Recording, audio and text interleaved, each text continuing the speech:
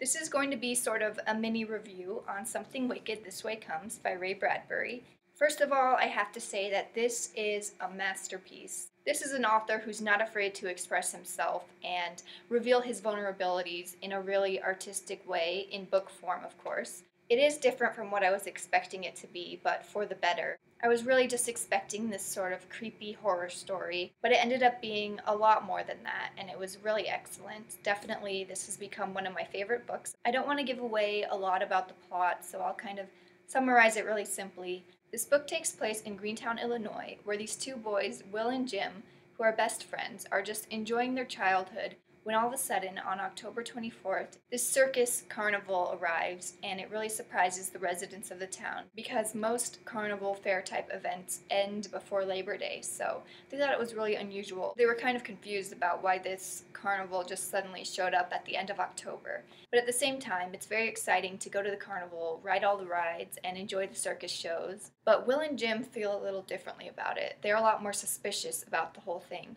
because they were there when the carnival arrived in the middle of the night. They saw some strange things happen that really gave them a bad feeling about the whole thing, and they feel like there's something a lot more sinister behind it all.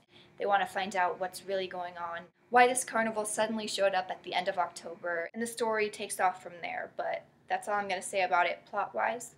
This book has a lot of wonderful aspects to it, a very lyrical, poetic writing style, awesome, unforgettable characters, mysterious eeriness that really captivates you, a message that really sinks in and stays with you. There's a lot of wisdom in this book. There were moments where I was just mind blown. It was just amazing. My jaw literally dropped at some parts of the book. If you've read this, you might have some idea of what I'm talking about. There's like a part where one of the characters is kind of thinking out loud, and there are other characters around him, and I kind of was just imagining what they must have been thinking, hearing him say all these things. This is a very classic Halloween tale, so check it out if you're interested, but I will warn you that the writing style is a little hard to get used to. It can be very poetic at times. Some of the things that he says are very metaphorical, and other phrases might seem to not make much sense at all, but it's still readable and not too hard to understand what's going on.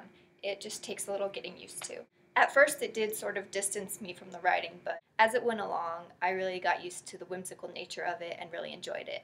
And then after I finished the book, I watched the old Disney adaptation. It was okay. It was entertaining, but they changed it in a way that kind of distracted from the message of the story, and that was very disappointing. They changed some of the scenes that were pivotal in conveying the message. If you watch the movie, it's not as clear what Bradbury was trying to say. And unfortunately, that happens a lot with movie adaptations. They're more worried about entertainment factors, so they kind of rush through a lot of things.